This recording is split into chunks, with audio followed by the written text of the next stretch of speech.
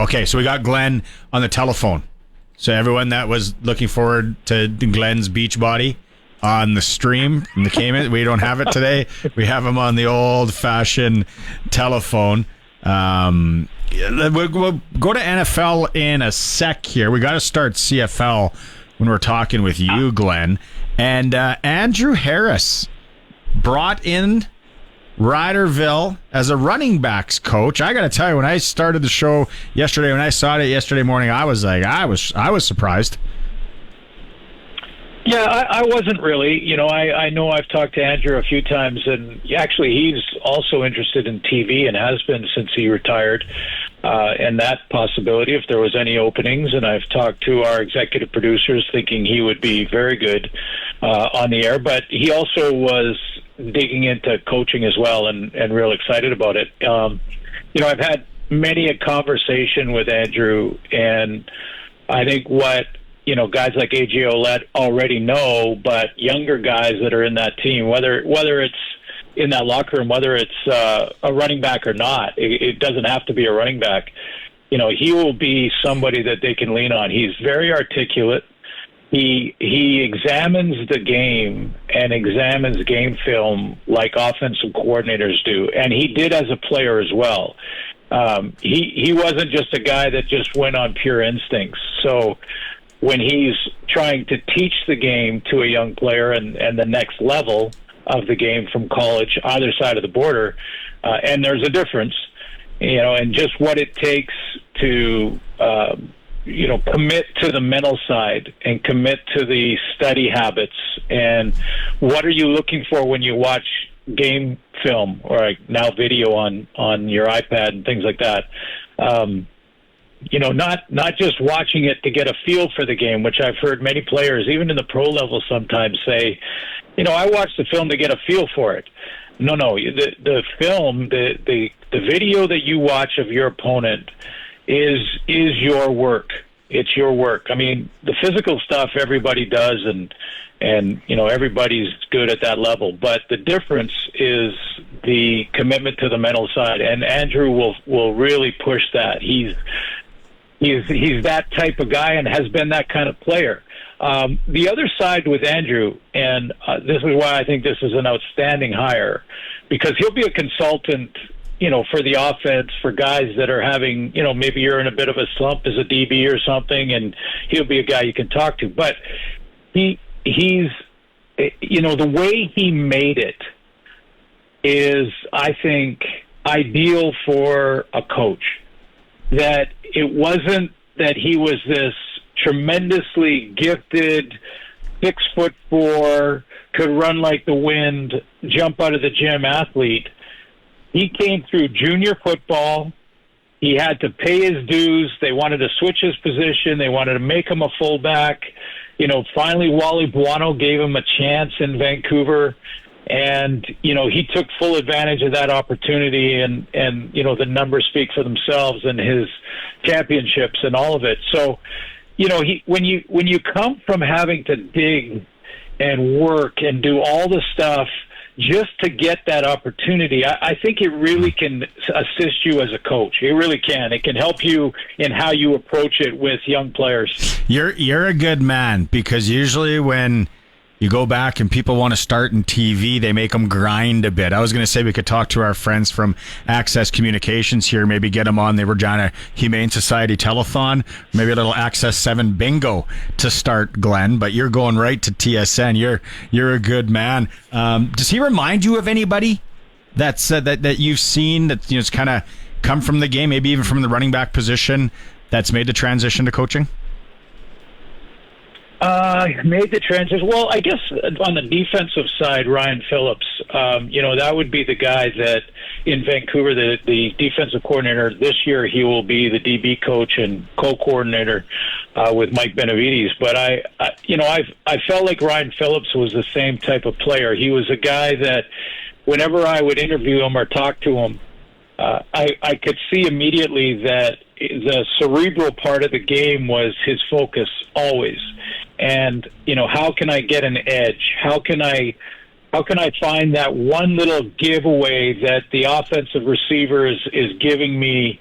You know, you have to watch a lot of video to see that every time the receiver scratches or touches his helmet to the left side, he's running a quick out.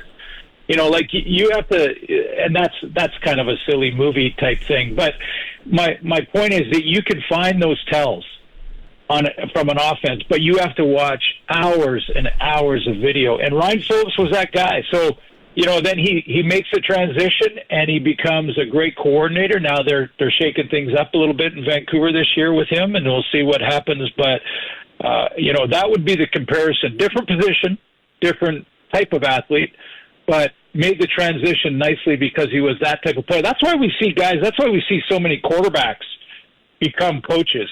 Because they have to be. They have to be in it mentally.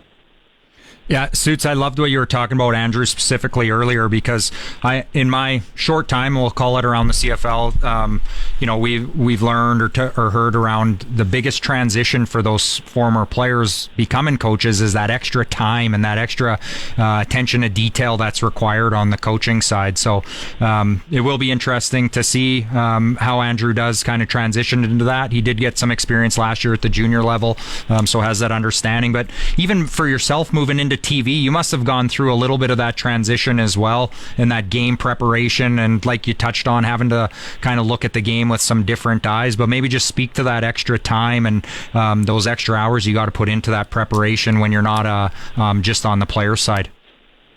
Yeah, it's interesting, Ryan. It's a good question, and it's good to talk to you. I know we've talked with other events and things like that, but you know, my transition to TV and what I tell guys like Andrew who are interested, and believe me, there's lots of guys that become interested in television when they're getting close to the end of their playing careers, and you know, they want to come up and I always love it because they ask me, you know, what's the path? How do I get there? You know, what do you think I need to do? And I want to reply immediately. I mean, what I think you should do to take my job? Okay. let me give you some advice on taking my job. But no, in all seriousness, I tell them that you have to learn a new beast. It's a new job. It's because you know the game doesn't mean you're going to be a good analyst or good in TV or good in radio. You have to learn the job, learn what's necessary, and then when you do that, you apply what you know about the game to enhance it for the viewers. All the ego, all the time that you played are no longer part of the conversation, and you have to make sure you fight that, because people will ask you quite often, well, what about when you did it? And you just can't go back there. You just have to, unless it's really specific, when you played against Edmonton or whatever. But you got to just get rid of all that, because it's about the players on the field and TV, and it's about the game and enhancing it for the viewer as best you can, and so that's a whole new job to learn. And from a player to a coach is very similar. You know the game, but now how do you communicate the game so that they can become better players? Because your records don't matter when you're coaching. You have to go in there and earn the respect of the guys you're coaching, especially when they're adults at the pro level. And then you have to see, how can I help each of these individuals who learn differently? Teachers will tell you about this, that they learn differently. So you have to figure out how to communicate with each one of them. And that's the challenge. But, I think Andrew is so well suited for it. This is going to be a real smooth transition for him. Everybody texting in, thank you so much. And then 936-6262. We do know the stream is down. We're having some technical difficulties here, but we are good to go on the radio side. We're talking with Glen Suitor right now. Hey, Glenn, there's the window coming up and all that. Free agency. Still nothing on the Winnipeg Blue Bombers offensive coordinator front? No, you will be the first guy I text. So whether I'm on with you guys or not, you can you can announce it. That was the special alert for the schedule too, but we finally got that. Yeah. And by the way, we're already. I've talked to TSN executives, already put together ideas about the schedule and how we're going to approach it and ways we're going to try and make it different. That's the advantage of having it as early as you possibly can for us from a TV point of view, is to look at the matchups in week one even, and if we're going to build up some pregame storylines, let's start talking about them now, and maybe we can start shooting some interviews fairly quickly. I mean, you have to see who makes the team and all that, but it's just a huge advantage. So, free agency, right now I think you look at, if the price is right, most teams are looking at their own players that are going to become free agents. But they also have their list of, when that window opens, who do we want to phone first? Mm-hmm. And that window's not very far away. Or, hey, he knows him. They live in the same city. Maybe take him for a beer, test the waters. Just as friends. Yeah, just buddies, just two buddies talking. NFL. Or talk to the buddy's buddy. Yes, exactly. NFL, yeah. We talked Bills on Thursday, and it was Jackson versus Allen. I think it lived up to the hype for the most part. What'd you think of that tilt, Glenn? Well, when you asked me, it was a great question. Who do you like? They're both sort of MVP, MOP candidates, Josh Allen and Lamar Jackson, and both outstanding football players, obviously. But I said Allen because when I look at quarterbacks that I really believe can become championship quarterbacks, and I don't care what league it's in, doesn't matter to me, I'm saying I look for consistency, which is a word that people hate because it sounds like a middle-of-the-road thing. But consistency means that no matter what the flow of the game, no matter what the tempo of the game, the speed of it, the situational football that's necessary, the decisions that have to be made, that quarterback position is so key in being consistent in understanding what's needed and understanding the urgency of the moment. And that's why when you asked me that question on Thursday, that's why I picked Josh Allen. Both are outstanding football players, and Lamar Jackson had better numbers other than the interception, but that interception that he threw wasn't just a pick. It wasn't a pick where it was earned. It wasn't a pick where, it was just a bad decision. And a bad decision in a game where every single play matters, whether it's the emotion of your football team, your teammates, whatever it is, every play matters. And it just seemed like there was that one little tune-out where he threw it and you went, what happened there? Almost like it became, he was colorblind for just a second and threw it to the wrong color jersey. And, as great a season as he's had, and it's been outstanding, that was why I picked Josh Allen, because he still does that. And you won't see that from Josh Allen very often. Now, Allen will have to play differently against Kansas City, I think. He can't throw for 127 and no touchdowns or whatever and try to beat Patrick Mahomes in Kansas City, because as we all know, the refs love Patrick Mahomes. Yeah, what's your take on that? Bernie, I think it's becoming comical. It really is. Let me put it to you this way. I thought of the two controversial hits in the game, the commentators and a lot of the haters on Patrick Mahomes were right about the second one. I think that it was borderline at best, and it probably didn't deserve a penalty, but the first one did.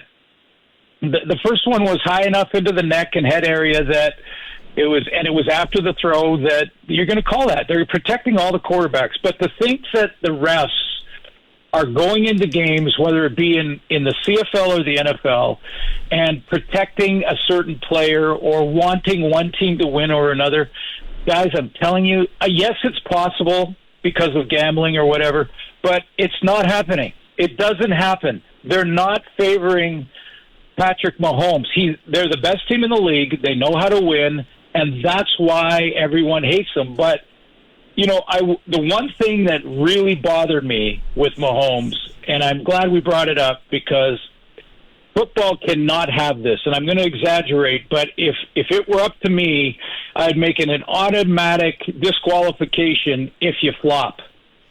If you flop, or you pretend to be hit, or you pretend you're hurt, other sports may put up with that, but there is no way that should be allowed in football. And I'm exaggerating when I say, a disqualification, but it can't happen because the game is so physical, and maybe the most physical of any game on the planet.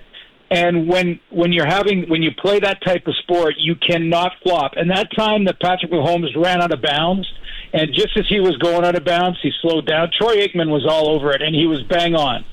He was saying, you can't try and draw a penalty, and as you're going out of bounds, kind of slow down so the guy hits you maybe close to being out of bounds and you draw a penalty flag. I don't think he got it in that case, in that game. I can't remember quite off the top of my head, but I don't think he got the penalty. But he definitely tried to draw it. And honestly, flopping, drawing a penalty, there is no place for that stuff in the game of football. Either side of the border, I don't care what rules. It's too physical a game. You cannot do it. And if Patrick Mahomes does it, then I'm with the haters. Yeah, I'm with you. Great point. That's where I was going to go right before you went there too. That was bigger than just gamesmanship there, kind of locking on the brakes right on the edge there and kind of taking advantage of rules that are set to protect you. So glad you went there. Hey, just switching gears here, Suits, too, to the other game.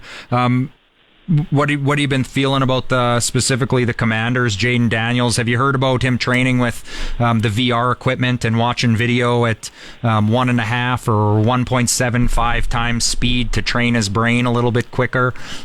This kid's been absolutely remarkable going into this league and the things he's done through the season, and now obviously being one win away from going to the Super Bowl. Yeah, I love what I see when it's not going well with him. And again, I haven't watched a ton of it, but certainly in the playoffs I've been watching, and he just has this way to let it go, to not even an incompletion, not even a big mistake because he's just not making them, but just to have that solid demeanor and mindset that good or bad, if they score, no problem. If we're behind, no problem. If we miss a throw, no problem. Again, that's the difference between Josh Allen and Mark Jackson in that game was that type of mentality, that type of understanding what is necessary in the moment. And, Kent Austin used to say that there are three aspects that make a great quarterback. One is decision making and making sure that is tremendously consistent and always arrow up. One is mental and physical toughness, to be able to hang in there, take a hit to make the throw you need to make, and what is the other one? The consistency and accuracy, and just flat out passing accuracy. So accuracy, mental and physical toughness, and decision making. And that's what Daniels is showing you. And so did Josh Allen. Again, I don't think he can throw 2-yard checkdowns against the Chiefs and keep pace with them offensively. So he's going to have to open it up a little bit more. But I'll tell you what, both those quarterbacks play with just a great demeanor. The Eagles must be okay with the way things have played out here. It feels like they're just kind of sitting in the shadows in a sense. There's lots of attention on, KC and the Bills is kind of the heavyweight match, if you will. There'll be lots of stories about Jaden Daniels and the young kid coming in. The Eagles just feel like they can just be there and prep all week and just kind of go out and play their game. Do you feel that, or feels like they're kind of not underestimated or an underdog by any means, but just they're kind of the fourth storyline here heading into this the conference champs? Yeah, I feel like a little bit like they have confidence in themselves defensively, a strong running game, sort of an old school team mentality that, they feel like they're not being respected. They know where the headlines are. They know what everyone's talking about. They talk more about Taylor Swift than them. So, they're probably all using that as fuel. I'm just not sure, and again, when Daniels is as young as he is, you never know as the games move along closer to the Super Bowl. But like what I mean is that until they do it, Darian Durant will tell you this, until they actually do it and they face that type of pressure, you just don't know. You don't know until you do.